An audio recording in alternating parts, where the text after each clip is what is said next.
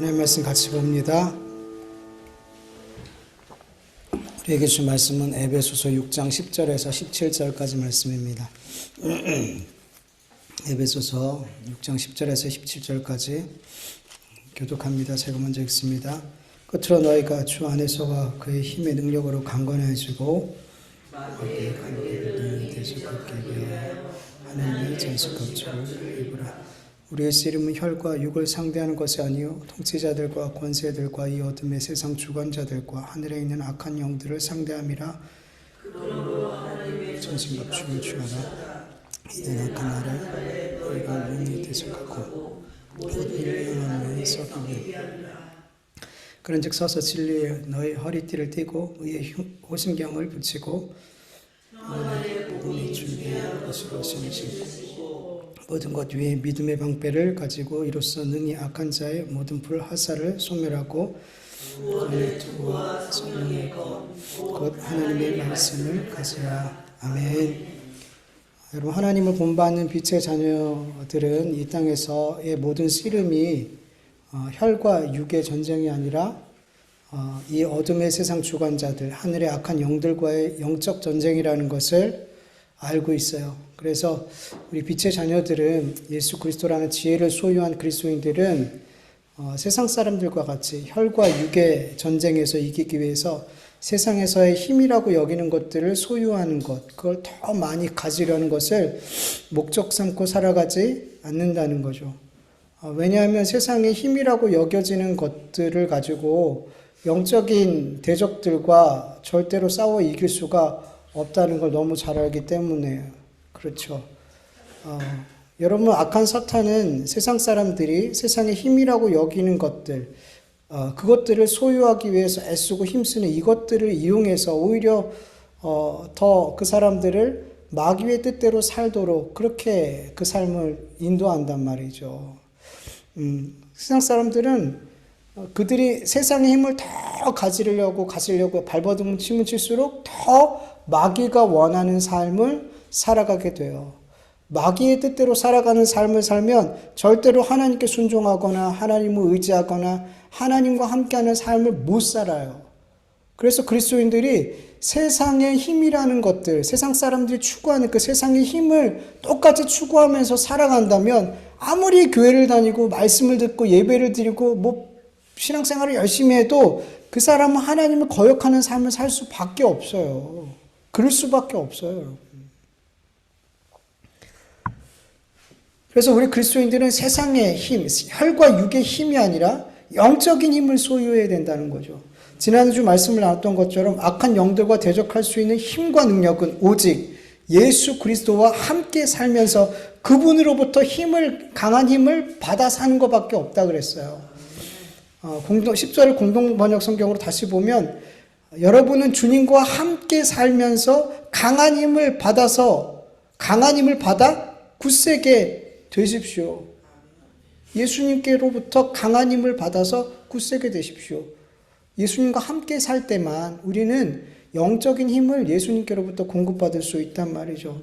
이렇게 예수 그리스도와 함께 사는 자, 예수님의 말씀이 그 안에 거하는 자, 그에게 예수님의 힘과 능력이 임하게 돼요. 그리고 예수님의 힘과 능력을 힘입어 사는 그리스도인들에게 하나님이 악한 영들을 대적할 수 있도록 뭘 입혀주신대요?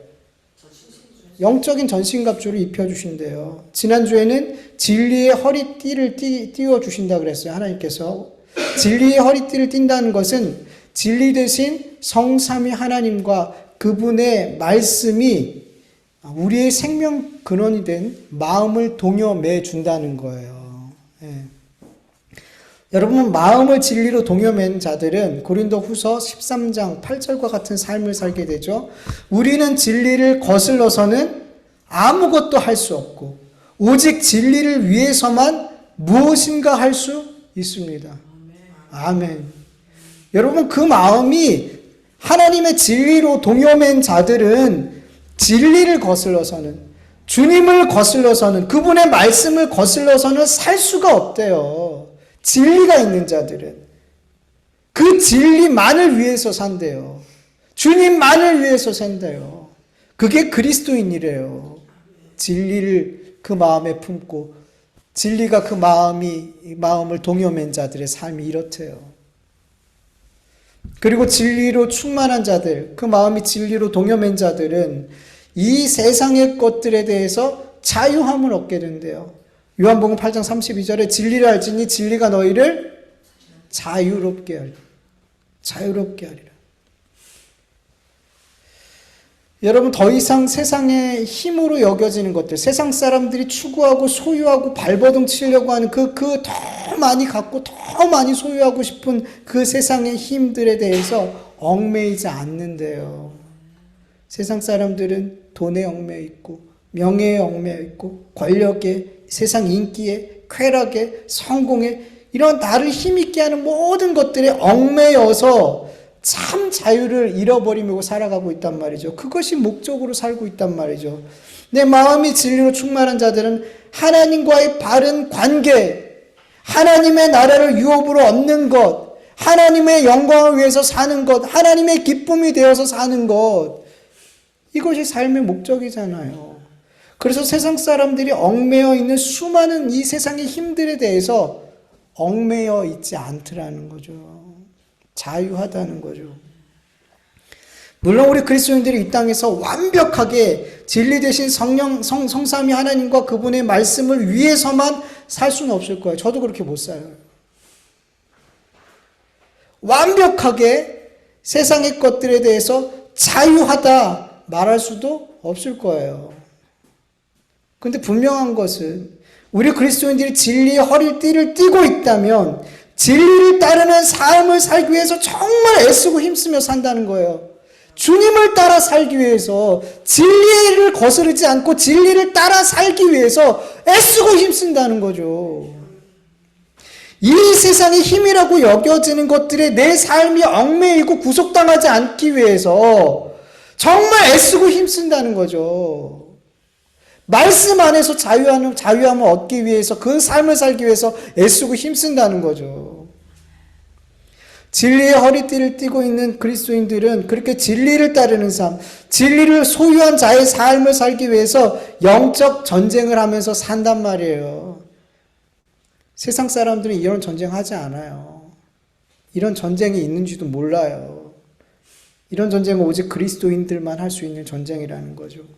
근데 그리스도인이라고 하면서 내 삶에 이렇게 진리를 따르는 삶을 살려는 이 영적 전쟁이 내게 없다면, 이 세상의 힘들에 대해서 자유하려는, 거기에 구속당하지 않으려는 그런 씨름이 내 안에 없다면 여러분 되게 문제인 거죠. 내가 그리스도인이라고 하면서. 여러분, 진리로 마음의 허리띠를 동여매는 것은 여러분 영적 생명과 연결이 된다 그랬어요. 여러분, 육적인 생명이 위협받는 질병에 걸리면, 암 같은 거를 판정받으면 어때요? 얼마나 큰 문제예요. 얼마나 위협적이고 내 삶이 다 무너지는 것 같고 막 앞이 캄캄하잖아요. 내 생명을 위협하는 그런 문제들이 오면 우린 두렵잖아요. 문제잖아요. 너무 큰 문제잖아요. 그런데 영원한 생명에 문제가 생겼는데 여러분, 이걸 문제로 여겨야죠. 내가 진리를 따르지 않고 세상에 얽매여서 살고 있는데 이 엄청난 문제 앞에 이걸 문제로 못 여기면 이거 진짜 문제 아니냔 말이죠. 오늘 본문 14절을 보면 하나님께서는 우리 그리스도인들에게 진리로 허리띠를 묶어주세요. 그 다음에 의의 호심경을 붙여주셔요. 호심경은 전쟁에 나갔을 때 군인들에게 가장 중요한 기관, 심장, 폐, 이런 내장 기관을 보호해주는, 칼이나 창 같은 걸로 보호해주는 철판, 보호대인 거죠. 그런데 하나님께서 우리 그리스도인들에게 붙여주시는 호심경은 그냥 호심경이 아니라 의의 호심경이라 그러죠. 의. 여러분, 의가 뭐예요? 제가 자주 말씀드리죠. 의는 뭐예요?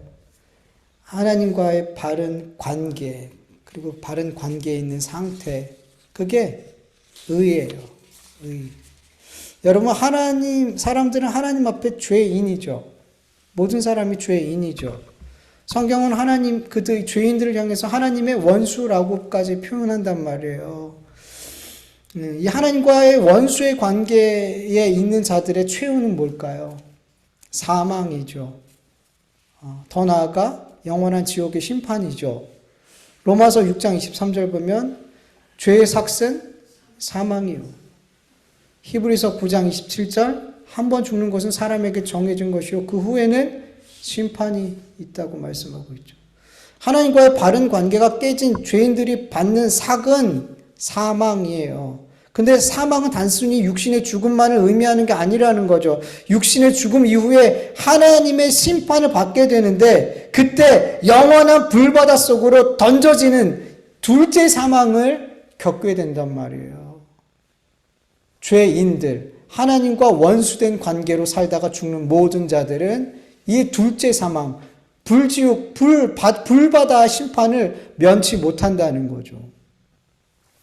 요한계시록 20장 12절에서 15절 세 번역으로 보면 나는 또 죽은 사람들이 큰 자나 작은 자나 할 것 없이 다 그 보좌 앞에 서 있는 것을 보았습니다. 그리고 책들을 펴놓고 또 다른 책 하나를 펴놓았는데 이것은 생명의 책이었습니다.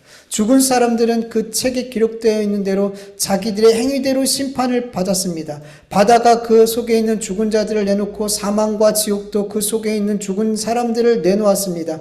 그들은 각각 자기들의 행위대로 심판을 받았습니다. 그리고 사망과 지옥이 불바다에 던져졌습니다. 이 불바다가 둘째 사망입니다. 이 생명책에 기록되어져 있지 않는 사람은 누구나 다 이 불바다에 던져졌습니다. 아멘. 이 세상에서 하나님과 원수로 살아간 자들, 그 행위대로 심판을 받고 불바다라는 둘째 사망에 던져지게 돼요. 마귀도 귀신도 다 영적 대적들도 나중에 다 이 불바다에서 영원토록 죽는 둘째 사망을 당하게 되죠. 그런데 우리 그리스도인들은 죄인이 아니라 하나님이 의인이라고 불러주시더라는 거죠. 하나님과 바른 관계를 맺고 있는 자라고 불러주시더라는 거죠. 어떻게 해요? 어떻게 우리가 의인이 된 거예요?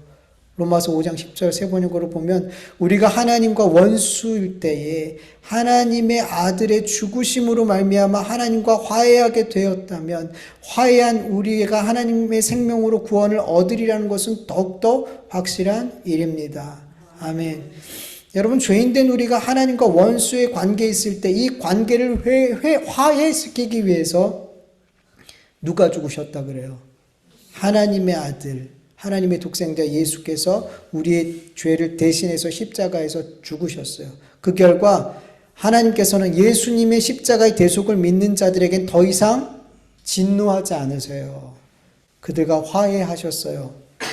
그들을 죄 없는 자로 여겨주실 뿐만 아니라 의롭다 하시고 더 나아가서 하나님의 자녀된 권세를 주셨어요. 그래서 우리 그리스도인들에게는 둘째 사망이 있어요? 없어요? 없어요. 없어요. 우리는 하나님 앞에 의인되었기 때문에 하나님과 바른 관계, 옳은 관계에 있기 때문에 우리에겐 둘째 사망이 없어요. 근데 여러분, 마귀와 귀신들은 하나님과 우리 그리스도인들의 관계를 다시 깨뜨리기 위해서 계속 공격하죠. 여러분, 하나님과 첫사람 아담과의 관계는 처음부터 원수의 관계 아니죠. 화평의 관계였죠. 그런데 이 관계를 누가 깨뜨렸어요? 뱀이, 마귀가 깨뜨렸잖아요. 선악과를 먹지 말라는 하나님의 명령을 이 뱀이, 마귀가 선악과를 먹으면 하나님처럼 될 수 있다고 거짓말로 하와를 속이고 결국 하와와 아담 모두 다 선악과를 먹고 말았죠. 그래서 이 세상에 죄와 사망이 들어왔고 하나님과 사람이 화평의 관계가 깨지고 원수의 관계가 되었어요. 그런데 여러분, 이러한 원수의 관계를 하나님께서 예수 그리스도를 십자가의 대속의 죽음으로 밀어 넣으심으로 말미암아 우리가 다시금 하나님과 화평의 관계가 회복되어졌단 말이에요. 이렇게 하나님과 화평의 관계로 회복된 우리 그리스도인들을 마귀와 귀신들이 그냥 내버려 두지 않는단 말이에요. 다시 하나님과의 관계를 무너뜨리고 우리를 속이고 하나님과의 관계를 무너뜨리기 위해서 원수의 관계로 돌려놓기 위해서 아주 얼마나 많이 공격하는지 몰라요. 그래서 우리 그리스도인들은 이 마귀와 귀신들이 하나님과 우리의 관계를 무너뜨리기 위해서 어떤 공격들을 하는지 잘 알아야 되는 거예요.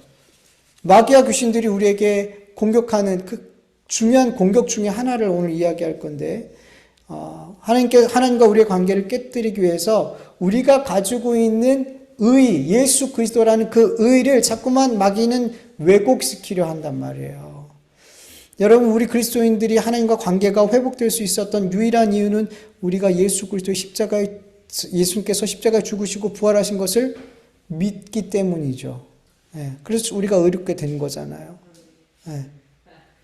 그런데 영적 대적들은 마치 내가 하나님 앞에 이런저런 신앙의 행위들을 하면, 신앙의 열매들을 막 내놓으면 그것으로 말미암아 하나님 앞에 내가 의롭다 여김을 받을 수 있을 것처럼 생각을 하게 만든다는 거죠. 유대인들이 여기에 넘어갔고 바리새인과 서기관들이 여기에 다 넘어간 거 아니에요. 율법을 열심히 지키면 율법의 행위로 하나님 앞에 의롭다 여김을 받을 수 있다, 구원받을 수 있다라고 생각했더라는 거죠. 그렇게 굳게 믿었더라는 거죠. 그런데 성경은 어떻게 말씀하세요? 갈라디아서 2장 16절. 사람이 의롭게 되는 것은 율법의 행위로 말미암음이 아니요 오직 예수 그리스도를 믿음으로 말미암은 줄 알므로 우리도 그리스도 예수를 믿나니 이는 우리가 율법의 행위로서가 아니라 그리스도를 믿음으로써 의롭다함을 얻으려 함이라. 율법의 행위로서는 의롭다함을 얻을 육체가 없느니라. 갈라디아서 3장 10절에서 11절 현대인의 성경으로 보면 율법을 지켜서 구원받으려는 사람은 모두 저주 아래에 있습니다. 그것은 율법책에 기록된 모든 것을 항상 지키지 않는 사람은 누구든지 저주를 받을 것이다 라고 성경에 기록되어 있기 때문입니다. 그래서 하나님 앞에서는 아무도 율법으로 의롭게 되지 못하는 것이 분명합니다. 아멘. 여러분, 율법을 지키는 그 행위로 하나님 앞에 의롭다 여김을 받을 수 있는 사람은 세상에 없어요. 율법을 하나만 지키지 못해도 율법을 다 어긴 것으로 하나님 그렇게 간주하세요. 100가지 율법 가운데 99가지를 지켰어요. 근데 한 가지를 지키지 못했어요. 그러면 하나님은 100가지 율법을 다 못 지킨 것으로 여기시는 거예요. 야고보서 2장 10절에 이렇게 말씀하죠. 누구든지 온 율법을 지키다가 그 하나를 범하면 모두 범한 자가 된다라고 말씀하세요. 그래서 온전하게 율법을 지키는 자는 세상에 존재할 수가 없는 거예요. 문자적으로 율법을 정말 다 지켰다고 해보세요. 그러면 된 걸까요? 아니라는 거죠. 성경은 우리의 마음에서 일어나는 그 죄도 역시 하나님 앞에 죄라고 여긴단 말이에요. 마태복음 5장에 보면 예수님께서 이렇게 말씀하세요. 마태복음 21장 22절 세번역을 보면 옛사람에게 말하기를 살인하지 말라. 누구든지 살인하는 사람은 재판을 받아야 할 것이다 한 것을 너희가 들었다. 그러나 나는 너희에게 말한다. 자기 형제나 자매에게 성내는 사람은 누구나 심판을 받는다. 자기 형제나 자매에게 얼간이라고 말하는 사람은 누구나 공회에 불려갈 것이요 또 바보라고 말하는 사람은 지옥불 속에 던져질 것이다. 27장 28절 세번역으로 보면 가늠하지 말아라 하고 말한 것을 너희가 들었다. 그러나 나는 너희에게 말한다. 여자를 보고 음욕을 품는 사람은 이미 마음으로 그 여자를 범하였다. 단순히 율법 조항들을 다 지켰다고 해서 율법을 지킬 수 있다. 난 율법을 지켰다. 의롭다라고 말할 수가 없는 이유가 겉으로는 율법 조항을 100% 지켜도 그 마음으로 살인하고 그 마음으로 간음한다면 그 사람은 율법을 어긴 거죠.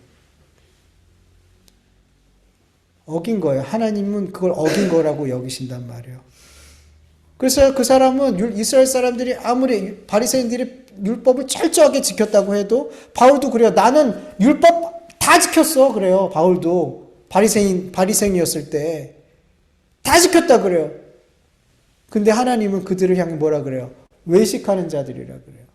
왜요? 마음으로 수없이 많은 하나님의 율법을 어기고 있었기 때문에. 그러면서 나는 율법 지킴으로 의롭다라고 말하더라는 거죠. 하나님 그걸 외식이라 그러죠. 하나님의 징계가 임하는 삶이라는 거죠. 율법의 행위, 신앙의 행위로는 의롭다 여김을 받을 수 있는 사람이 절대 없어요. 그런데 마귀와 귀신들은 유대인들을 속인 것처럼 우리 그리스도인들도 속이려고 한단 말이에요. 여러분 교회에서 열심히 교사로 성가대로 여러 직분으로 섬기고 봉사하고 헌신하고 헌금 드리고 선교하고 전도하고 열심히 예배드리고 기도하고 말씀 공부하고 여러분 귀해요 안 귀해요? 귀하죠. 너무 귀한 일이잖아요. 그런데 마귀와 귀신들이 이 모든 신앙의 행위들을 자꾸만 나의 의로 쌓게 만들더라는 거죠. 하나님 앞에 내세울 수 있는, 사람들에게 칭찬받을 수 있는 그런 자랑으로 내 안에 점점 쌓아두게 하더라는 거죠. 여러분, 속으면 안 돼요. 이 모든 신앙의 행위들이 내가 하나님 앞에 설 수 있는, 구원받을 수 있는 의의가 될 수 있어요, 없어요? 안 돼요. 절대 안 되는 거예요. 나의 죄를 십자가에서 속량하신 그 예수님과 내가 행한 수많은 신앙의 행위가 이 두 개를 같이 놨을 때 이게 비교가 될 수 있을까요? 하나님이 날 위해서 죽으셨어요. 이 예수님의 행위와 내가 하나님을 위해서 한 열심히 있는 신앙 이 행위가 이 두 개가 어떻게 비교가 될 수 있어요? 말이 안 되죠. 이 예수님의 의를 무시하고 내 행위를 믿는다는 건 이건 어마어마하게 하나님의 그 은혜와 사랑을 무시하는 거예요. 엄청난 죄예요, 여러분.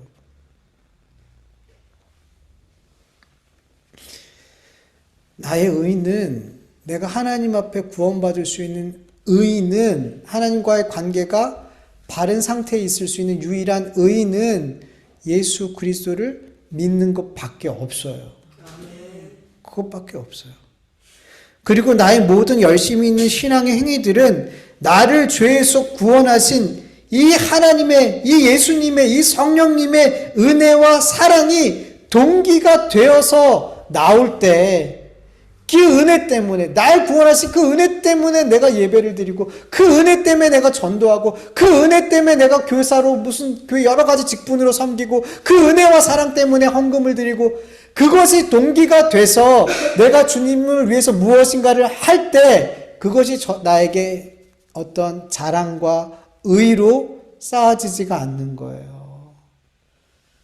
근데 너무 많은 그리스도인들이 이 예수님이 십자가 사랑의 은혜와 구원의 이것이 이 사랑이 동기가 되지 않고 열심히 봉사하더라는 거예요. 열심히 헌금하고 열심히 전도하더라는 거죠. 그러니까 자꾸만 이 은혜와 이 사랑이 동기가 되지 않으니까 자꾸만 그게 다 내 자랑이 되더라는 거예요. 이런 분들이 너무 많더라는 거죠. 교회 안에서 신앙생활을 열심히 있는 분들이 자꾸 여기에 넘어진단 말이에요. 무수히 넘어진단 말이에요. 목회자들을 무수히 넘어뜨리고 있단 말이에요. 내가 이렇게 평생 목회를 했는데 이러면서 어떻게 내가 이렇게 열심히 목회했는데 성도들이 나를 이렇게 은퇴할 때 이렇게 박대할 수 있어. 그러면서 막 서운해지고, 그렇죠. 인간적으로 너무 서운할 수 있죠. 막 실족하고 막. 근데 아니에요, 여러분. 아니에요, 여러분. 40, 50평생 목회를 했다 할지라도 그 40, 50평생 목회하는 가운데 하나님의 은혜와 십자가의 그 사랑과 용서와 구원하심이 동기가 돼서 목회를 했다면 나중에 성도들이 나를 박대하든 어떻게 하든 상관이 없어요. 내가 한 모든 목회, 모든 주를 위해서 했던 모든 사역들이 누가 기쁘게 받으셨습니까? 하나님이 기쁘게 받으셨습니까? 나는 이미 하나님께 상 다 받았어요. 여러분, 우리 그리스도인들은 이미 상 다 받았어요, 안 받았어요? 우린 구원받았잖아요. 예수님을 선물로 받았잖아요. 성령님을 선물로 받았잖아요. 우리에게는 이미 하나님의 나라를 유업으로 받을 수 있는 조건을 다 주셨어요. 이미 우리 그리스도인들은 다 하늘의 선물들을 받은 상태에서 신앙생활을 하는 거란 말이에요. 이거를 알 때 이게 너무 감사하니까, 이게 너무 이 은혜가 너무 만극하니까 하나님을 찬송할 수밖에 없고 예배 드릴 수밖에 없고 하나님 나에게 주신 것들을 기쁘게 드릴 수밖에 없고 내 삶을 드릴 수밖에 없고, 사람들이 나를 핍박하고 뭐라 하고 나를 우습게 여기고 무시하고 나에게 나를 뭐라 그래요? 이렇게 서운하게 하고 이래도 괜찮은 거예요. 괜찮은 거예요. 근데 그게 동기가 안 되면 자꾸만 그게 내 의의가 되고 내 자랑이 되고 그걸 몰라주면 어때요? 서운하고, 목사님 내가 이렇게 헌신하는데 왜 이렇게 날 몰라줄까? 내가 이렇게 헌신하는데 왜 성도님들이 나를 장로로 안 세워줄까? 날 권사로 왜 안 세워줄까? 나를 왜 안수집사로 안 세워줄까? 내가 이렇게 열심히 교회에서 봉사하고 헌신하는데 서운한 거죠. 그래서 교회에서 무슨 그런 선거 있으면 선거 끝나고 어떤 일이 일어나는 줄 아세요? 성도들이 떠나는 일이 일어나요. 가족이 단체로 떠나는 일들을 종종 봐요, 저도. 이런 선거들이 끝나면, 특히 장로 이런 선거 끝나면 계속 시험 들었다는 소리 계속 들리고. 왜 그래요? 하나님의 은혜와 사랑과 그 구원하심이 동기가 돼서 주를 위해서 헌신한 게 아니라, 성도를 위해서 헌신한 게 아니라 그냥 나를 위해서 한 거예요. 나를 위해서. 그런 분들이 중직자가 되니까 어떻게 돼요? 교회에서 지배하는 사람이 되려고 하는 거예요. 교회 안에서.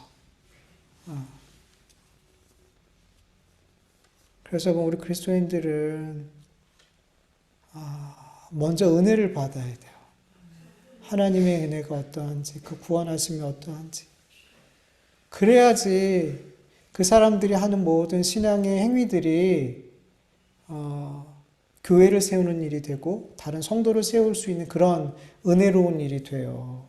나를 세우는 일이 아니라.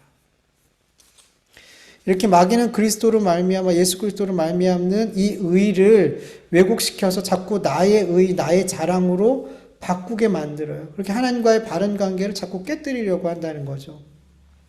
여러분, 하나님 앞에 나의 의를 가지고 서려는 것은 정말 어마어마하게 큰 죄를 짓는 거예요. 어떻게 우리가 예수님의 십자가의 그 구속의 은혜를 대신할 수 있는 의를 우리가 만들어낼 수 있냔 말이죠. 그럴 수 없어요, 여러분. 그래서 우리 그리스도인들은 뭘 붙이는 거예요? 의의 호신경을 붙여주시는 거예요, 하나님께서. 마귀와 귀신들의 이런 공격으로부터 예수 그리스도로 말미암는 이 의를 굳게 지키기 위해서 의의 호신경을 붙여야 되는 거예요. 예. 그리고 15절을 보면은 평안의 복음의 신으로 준비한 것을 신으라라고 말씀하고 있어요. 세 번역으로 보면은 발에는 평화의 복음을 전할 차비를 하십시오. 이렇게 말씀하고 있어요. 여러분, 우리 그리스도인들은 언제나 복음을 전할 준비가 되어 있어야 된대요. 베드로전서 3장 15절 세 번역으로 보면 다만 여러분 마음속에 그리스도를 주님으로 모시고 거룩하게 대하십시오. 여러분이 가진 희망을 설명하여 주기를 바라는 사람들에게 언제나 답변할 수 있는 준비를 해 두십시오. 여러분, 우리가 가지고 있는 희망, 소망이 뭐예요? 복음이잖아요. 예수 그리스도잖아요. 그래서 누구든지 우리에 대해서, 복음에 대해서, 예수 그리스도에 대해서 설명해 주기를 바라는 사람이 있을 때 언제든지 그 복음을 전할 수 있도록 준비하래요. 준비해 두래요. 근데 여기서 중요한 건 뭐냐면 뭐 사형리처럼 이건 이거야, 이건 이거야, 이런 내용이 이렇게 달달 복음을 지식적으로 외워서 전하는 것, 물론 그것도 중요하지만 여러분, 정말 더 중요한 거는 이 복음이 내 삶에 지식으로만 있는 게 아니라 경험되어져야 되는 거죠. 경험되어야 돼요. 복음을 지식으로만 달달 외우는 것과 복음이 내 삶에 경험되어서 체화돼서 전하는 건 다르죠. 다를 수밖에 없어요. 여러분, 제가 목회자가 설교를 하는데 그 말씀이 믿어지고 그 목회자 삶에 경험되어져서 전하는 말씀과 본문이 지식적으로 이해가 돼서 전하는 말씀은 똑같아야 달라요. 다르죠. 성도님들이 알아요. 저분이 그냥 본문에 대해서 지식적으로 전하는지, 그걸 정말 목사님이 경험하고 믿음으로 선포하는지, 설교를 듣는 성도님들이 더 잘 알아요. 그냥 들으면 알아요. 근데 여러분, 이 복음을 전하는 일은 영적 전쟁이죠. 복음을 전하는 건 영적 전쟁이에요. 저도 복음을 전하면서 이게 진짜 영적 전쟁이라 이게 너무 많이 느껴질 때가 있어요. 종종 있어요. 이렇게 진짜 전쟁이구나. 제가 부목사로 있을 때 말기 암 환자 신방을 간 적이 있어요. 이제 병원에서도 안 받아주고 집에서만 있는데 방에 들어갔는데 제가 코가 안 좋거든요. 냄새를 잘 못 맡아요. 그런데도 그 방에 딱 들어가는 순간 썩은 내가 나는 거예요. 그러니까 들어갔더니 반은 몸이 벗겨져 있고 바지만 팬티 같은 것만 입고 있는 어떤 집사님이 안수 집사님이에요. 복수가 이만큼 차갖고 해골 같아. 전 죽은 사람인 줄 알았어요. 여기저기 막 피 같은 게 막 이불이랑 막 벽 같은데 피 같은 게 계속 묻어져 있고 그러니까 거의 죽은 사람이에요. 제가 볼 때는 말도 제대로 못하고 기운이 없어갖고 누워 있는데 그분 앞에서 이제 같이 가신 이제 권사님 집사님들이랑 같이 기도하고 막 찬송하고 그리고 제가 복음을 전했어요. 복음을 전했는데 모르잖아요. 여러분 안수 집사님이라고 해도 여러분 그분이 진짜 안수 집사님이라고 해서 믿음이 있을까요? 장로님도 목사님도 때로는 내가 저분 정말 하나님 믿는 사람인가 이런 의심이 드는 사람들이 있는데 복음을 전했어요. 죽음이 바로 앞에 있으니까. 근데 그 죽어 있는 것처럼 누워있던 분이 복음을 전하니까 어디서 힘이 나왔는지 나는 지옥 갈 거야. 나는 지옥 갈 거야. 그 막이 있게 붙들려가지고 그 죽어가는 분이 어디서 힘이 나왔는지. 그리고 다음에 또 신방을 갔어요. 또 찬양하고 기도하고 또 복음을 전했어요. 또 안 받아들여요. 또 가려고 그랬는데 못 갔어요. 돌아가셨어요. 얼마나 방해하는지 몰라요. 이 복음을 전할 때 이 복음을 얼마나 마귀가 거부하는지 몰라요. 다 죽어가는 사람이 말 한마디도 못하는 사람이 나는 지옥 갈 거라고. 안수 집사님이. 여러분 복음을 전한 일은 영적 전쟁이에요. 얼마나 치열한지 몰라요. 근데 이 복음을 지식으로만 갖고 어떻게 이 대적들을 분별하고 이 대적들과 싸울 수 있겠냐는 거죠. 어떻게 복음을 전할 수 있겠냐는 거죠. 지식만 가지고. 사도행전 19장 11절에서 16절 보면 이런 이야기가 나와요. 하나님이 바울의 손으로 놀라운 능력을 행하게 하시니 심지어 사람들이 바울의 몸에서 손수건이나 앞치마를 가져다가 병든 사람에게 얹으면 그 병이 떠나가고 악기도 나가더라. 이에 돌아다니면서 마수라는 어떤 유대인들이 시험삼아 악귀 들린 자들에게 주 예수의 이름으로 불러 말하되 내가 바울이 전파하는 예수를 의지하여 너에게 명하노라 하더라. 유대의 한 제사장 스게와의 7 아들도 이 일을 행하더니 악기가 대답하여 이르되 내가 예수도 알고 바울도 알거니와 너희는 누구냐 하며 악기 들린 사람이 그들에게 뛰어올라 눌러 이기니 그들이 상하여 벗은 몸으로 그 집에서 도망하는지라. 아멘. 스게와의 7 아들들은 아무리 예수님의 이름으로 귀신을 쫓아내려 했지만 귀신은 도망가지 않더라는 거죠. 오히려 그들을 귀신이 공격하더라는 거죠. 왜요? 그들이 예수님의 이름으로 명하면 귀신이 나가더라 라는 지식만 갖고 있었어요. 예수님의 이름으로 명하니까 귀신이 나가더라? 나가네? 나도 한번 해볼까? 복음이 경험되어지지 않고 믿어지지 않고 지식만 갖고 있을 때 그 복음의 능력이 없더라는 거죠. 복음을 전하는 일은 지극히 영적인 일에 뛰어드는 일이에요. 그렇기 때문에 우리 그리스도인들이 복음을 지식을만 가지고 있으면 안 되는 거예요. 복음을 믿고 그 복음이 삶으로 늘 체험되어졌던 이 바울에게는 복음이 능력이었어요.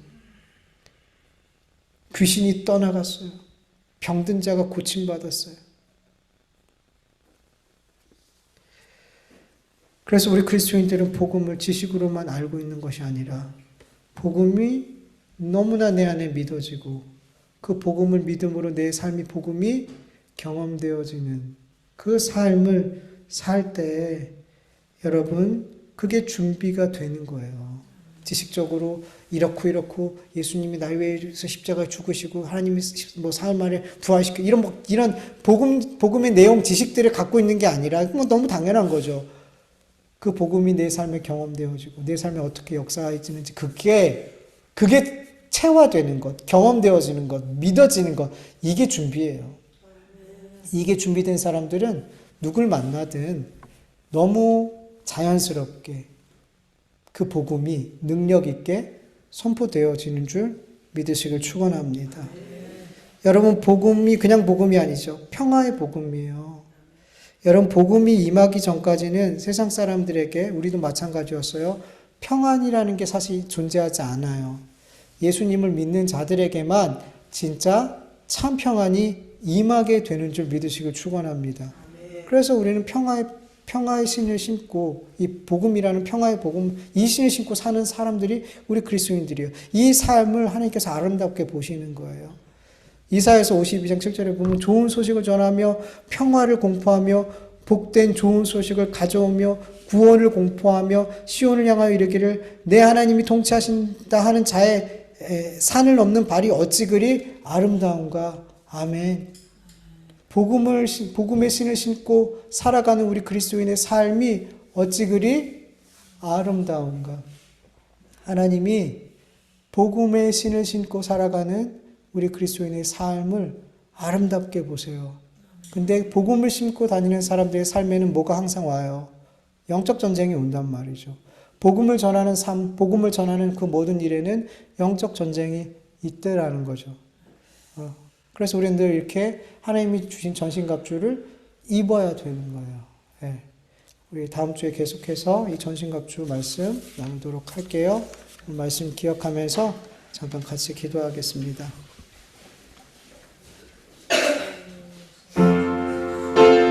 하나님 감사합니다. 온전하게 귀한 예배를 드리게 해주셔서 감사합니다. 우리의 찬송을 받으시고 우리의 기도를 받으시고 우리의 안타까운 마음과 우리의 안타까운 삶, 우리의 연약함과 우리의 부족함과 우리의 불소중과 우리의 죄와 허물들 다 불쌍히 여기시고 주 예수 그리스도의 보혈로 덮으시고 아버지 하나님 받으시고 아버지 하나님의 예배가 하나님께 영광이 되고 하나님의 기쁨이 되는 예배가 되고 더 나아가 우리 그리스도인들의 삶으로 주님께 원하시는 삶 하나님 앞에 기쁨이 되고 영광이 되는 삶이 되고 있습니다. 주님 도와주시옵소서. 이 약한 세상에서 아버지 하나님께서 입혀주신 전신갑주를 입고 살아갈 때 아버지 하나님이 역적 전쟁에서 계속해서 승리하는 삶을 살 수 있게 도와주시옵소서. 하나님께 영광을 돌릴 수 있는 아버지 우리가 되어줄 수 있도록 도와주시옵소서. 간절히 원하오니 하나님 도와주시옵소서. 하나님 도와주시옵소서. 하나님 도와주시옵소서.